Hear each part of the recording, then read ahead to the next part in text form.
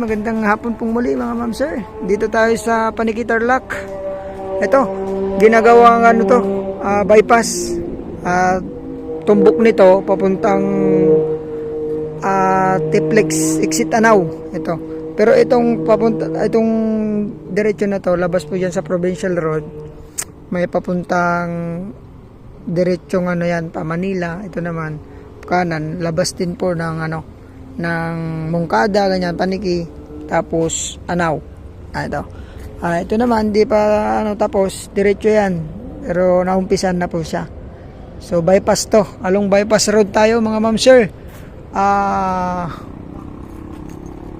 Ito may frontage po na 100 meters frontage, napakaganda.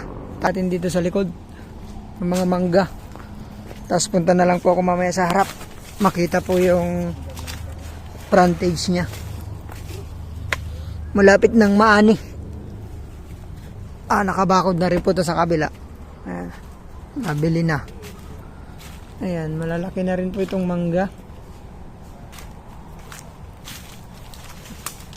Ang ganda po. Along bypass road. Napakalawang. May kubo naman, kuya. May kubo.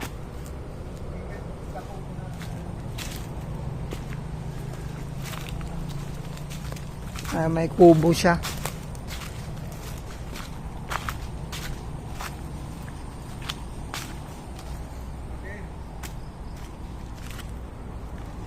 Doon rin sa paderang pagitan. Ayan.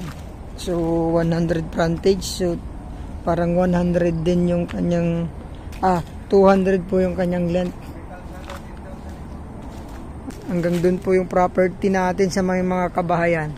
May mga pader doon. Sa may gate doon. Tignan natin mamaya. Tingnan natin mamaya, kuya. Doon may gate daw po doon.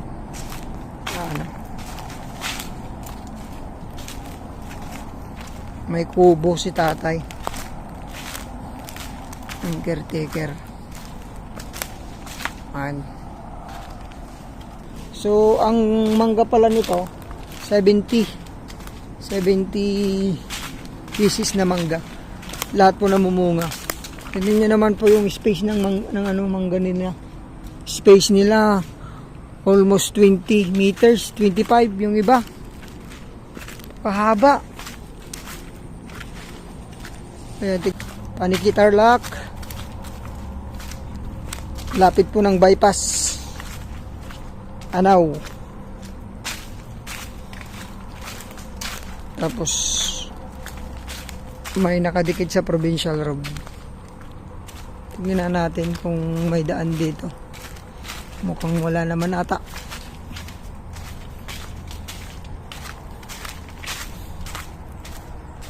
Po. Ganda po.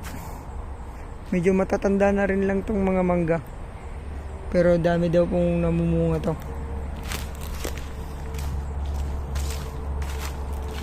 Po nga, parang may kalsada nga sa dulo. Tingnan natin. Baka naman bypass na yan. Ay, sa Tiplex na yan.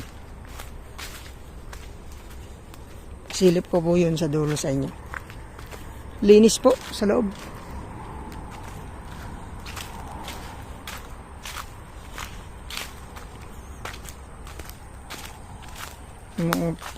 Mga 5 to 7 minutes nasa Tiplex exit ka na po. Parang bypass nga yung naririnig ko, sir. Bypass. Mag-open ka pa dyan.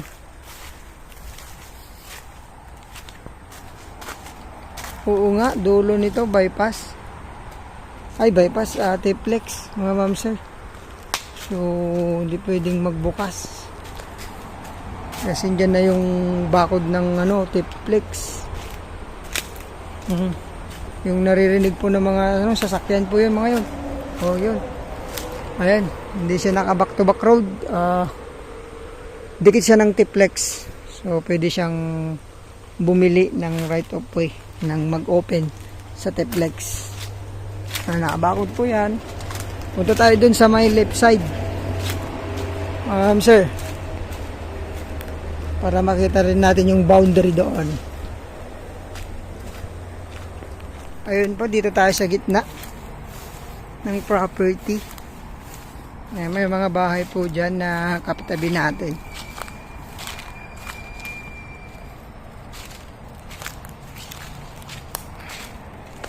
Purong manggahan.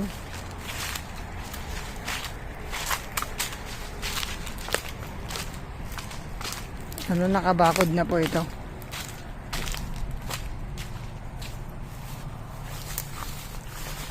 So hindi na po tayo mawawala. Property na to.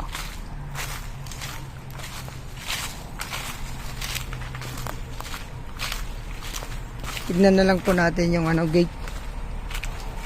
Ayan, kasama po yan yung mga mangga. So boundary natin yung mga bayog. Pero pasok pa po dito yung property ng ano, sa bayog. Kasama pa. Ayan. Tignan natin si tatay. Si tatay ang caretaker dito, Kap. Caretaker si tatay. Babantay si tatay.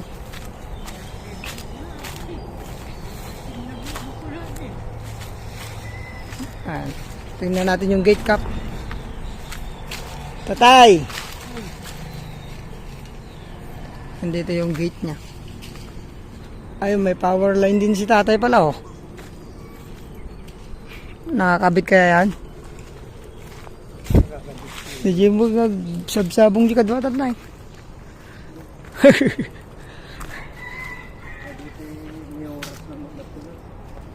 Ito kasama tong bahay kaya? Parang kasama siya. Nasa loob ng property. Ayun, may unfinished house tayo. Ayan po, boundary na po yun, oh. Oo nga, nagganon siya. So kasama to, maluwang din. May 2 kwarto.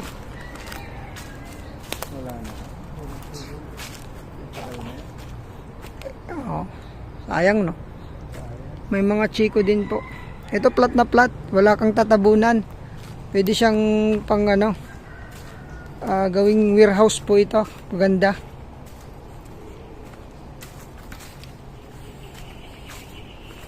Tingnan natin kung di nakatali itong gate na to.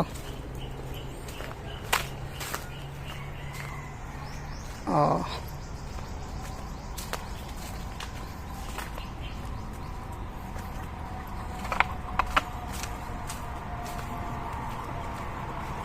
Yung gate nila.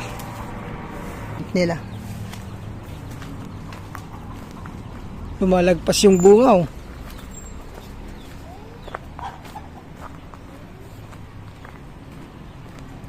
May right of way pa siya dito. Ito naman na yung provincial road natin.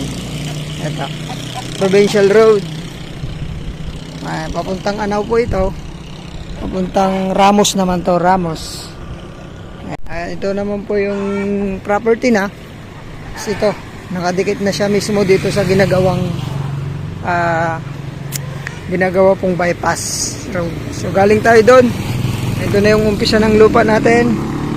Ayan, tapos pag ganun na yung ating property doon. Ayun, 100 meters frontage dito sa bypass road. God bless po sa inyong lahat. Salamat po sa mga nakapag-subscribe at sa mga magsusubscribe pa. Thank you, God bless.